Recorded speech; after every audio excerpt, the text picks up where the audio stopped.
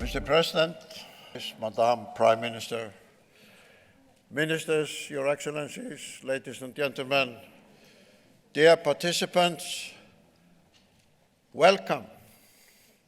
We made it. We are here.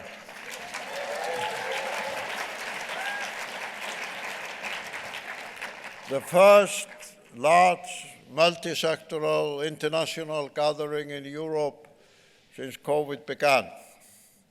Thank you all for contributing to this historic landmark. And of course, it is the largest Arctic international gathering for more than 2 years. The first one after President Biden and President Putin decided to put the Arctic on the agenda of their summit in Geneva. The first such international gathering since the new team that President Biden has appointed comes to participate with all of you in a dialogue about where is the United States going in the Arctic. And I thank all of you for coming from Washington and the senators as well to be with us here today.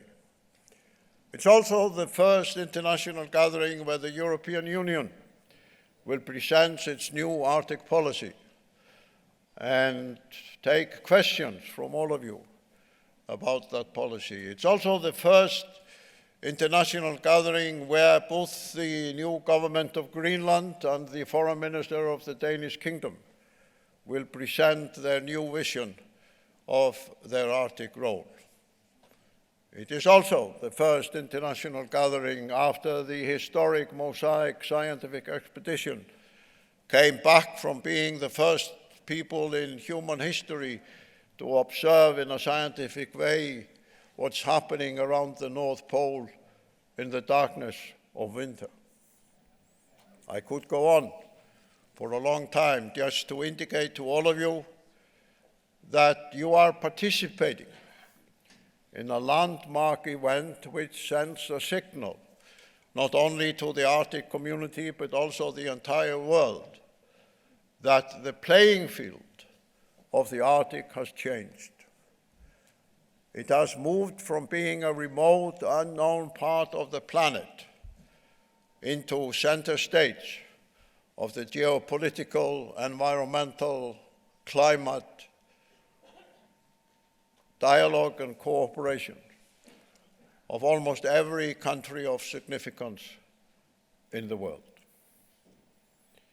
We are also especially honored to have the First Minister of Scotland here with us, speaking a few weeks before the COP meeting will open in Glasgow.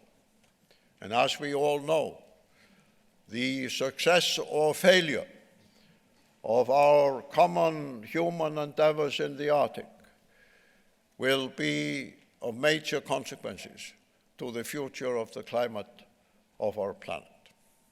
So thank you all for having made the journey. Over 1,300 participants from more than 50 countries. The first such gathering that demonstrates that we are not going to let COVID beat us. We are not going to stop talking to each other. We are not going to stop building relationships and personal connections. Thank you all again. But as you know, from the tradition of the Arctic Circle assemblies, this is an open democratic platform. And that involves that the major speakers who have come from other countries through addresses here today will take questions from all of you. They are not planned. They have not been organized.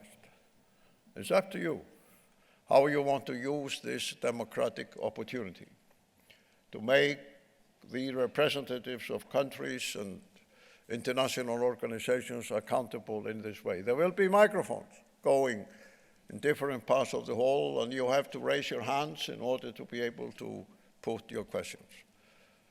Sometimes official representatives from other countries are scared of this open democratic way. They prefer organized questions submitted beforehand. But we prefer the predictability. But that means that the success of this opening session is in your hands, will depend on your questions. But let me also finally welcome the opportunity provided by Senator Whitehouse as we come together after the coffee break, having come directly from Washington to speak to us about the climate policies and the climate vision of the United States.